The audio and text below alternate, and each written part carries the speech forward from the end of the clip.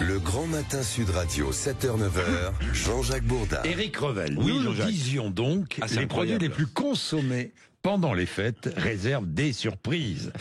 Vous nous l'appreniez, le produit le plus consommé pendant les fêtes par les Français a été le pastis. Pastis, on peut citer la marque. Mais oui. Ricard, presque 24 millions d'euros de chiffre d'affaires pendant les fêtes au sens large.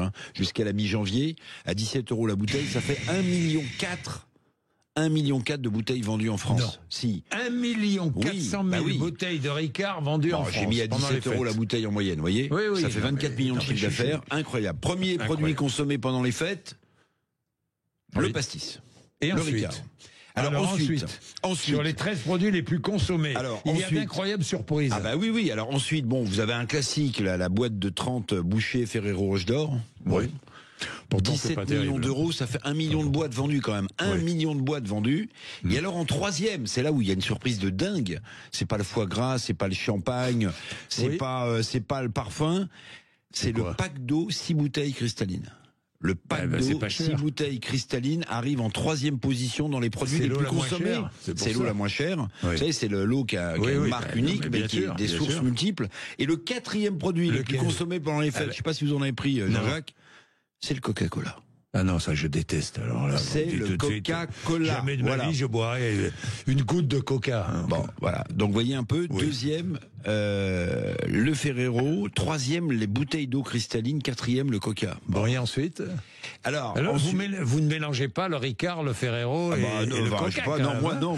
Mais parce que ça pourrait. Et alors, ce qui est encore plus étonnant, c'est que le champagne, ça incarne la fête normalement. Le champagne, alors même si évidemment les problèmes de pouvoir d'achat, peut-être qu'on n'a pas envie de faire la fête parce qu'on est stressé par l'avenir, parce que le contexte politique français, parce que le contexte géopolitique, le champagne n'arrive qu'en 5e place de ce classement. Alors on a consommé plutôt du champagne moyenne gamme. Ensuite, écoutez, j'ai regardé dans les 13 produits dont vous parlez, il n'y a pas de foie gras. Il n'y a pas de foie gras. Alors, il y a eu de multiples problèmes autour du foie gras. Vous savez, il y a eu des alertes à la listeria pendant les fêtes. Il y a eu aussi la grippe aviaire qui a réduit un peu la production, donc sans doute qui a augmenté le prix, mais il n'y a pas de foie gras. Donc, j'interrogeais une personne pour lui demander une explication. Alors, il me dit peut-être que le pastis incarne le soleil, Marseille, dans un moment de fête. On essaie de se rassurer comme on peut. En hiver. En été, je comprendrais, mais là, en hiver. Parce qu'on veut continuer à consommer du soleil. Et puis, la baisse de consommation de champagne bas de gamme, on l'a dit, l'inflation, le contexte géopolitique. Mais ce qui est plus étonnant quand même, je vous le dis, moi, c'est ce qui m'a frappé le plus, c'est que le troisième produit le plus consommé, c'est de l'eau de source.